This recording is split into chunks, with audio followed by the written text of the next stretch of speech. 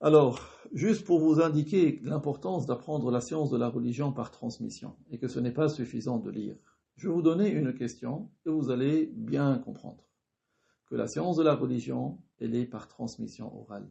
Tu as besoin de qui t'explique. Tu ne peux pas prendre tout seul en lisant. Dans le livre I'la al-Sunan, c'est un livre hanafite, il a rapporté le sens de la parole de l'imam Abu Hanifa qu'il a dit Yajuzu bay'ul inabi liman ya'tasiruhu khamran. Qu'est-ce que ça veut dire quand il dit il est permis? Ici, ça ne veut pas dire que c'est autorisé de vendre le raisin à celui qui va en faire du vin. Mais ça veut dire que la vente, elle est valide. C'est-à-dire, si quelqu'un vend du raisin à quelqu'un qui va en faire du vin, il aura commis un péché. Il n'y a aucun doute là-dessus. Ça ne veut pas dire que ce n'est pas interdit, mais ça veut dire que la vente est valide. Qu'est-ce que ça veut dire la vente est valide? C'est-à-dire que le raisin change de propriétaire et l'argent qui est payé change de propriétaire. C'est ça le sens de cette parole des Hanafites. Si quelqu'un lit cette parole et il comprend qu'il serait permis de vendre le raisin à celui qui va en faire du vin, que c'est quelque chose d'autorisé, il aura contredit la religion.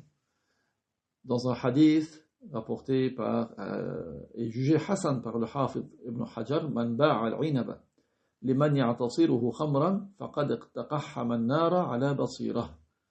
Celui qui vend faqad iqtaqahhama an-nara ala basirah. Celui qui vend du raisin à celui qui veut le presser pour faire du vin, il aura pénétré le feu en connaissance de cause, c'est-à-dire il aura désobéi à Allah s'il vend du raisin à quelqu'un qui veut en faire du vin.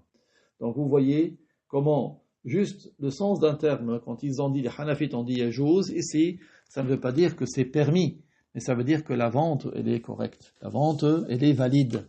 C'est pas que, ça ne veut pas dire qu'il n'y a pas de péché. Il y a un péché, mais la vente fait que la marchandise change de propriétaire et l'argent change de propriétaire. Voilà ce que les Hanafites ont dit. Et Allah Ta'ala sait plus que tout autre. Barakallahu fikum.